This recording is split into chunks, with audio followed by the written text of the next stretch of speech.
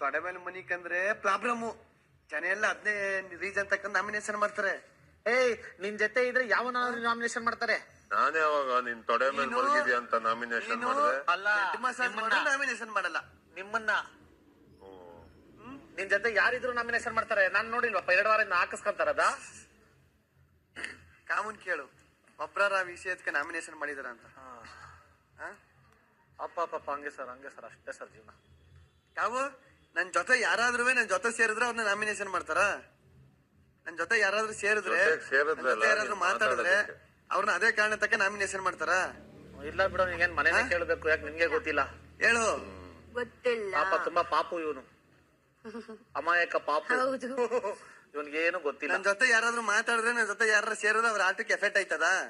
ಹೇಳು. ಬೇರೆ ಯಾರೀ ಮಾತಂದಿರು ನಂಗೆ ಬೇಜಾರ್ತಿರಲ್ಲ, ನೀನ್ ಹೇಳ್ಬಿಟ್ಟಲ್ಲ ಬಿಡಾಯ್ತು. ಒಂದ್ ಪಕ್ಷ ಕಳ್ಳಪುಟ್ಟಿ ಹೇಳಿದ್ರು ಸಹಿಸ್ಕೊಬಿಡುವೆ.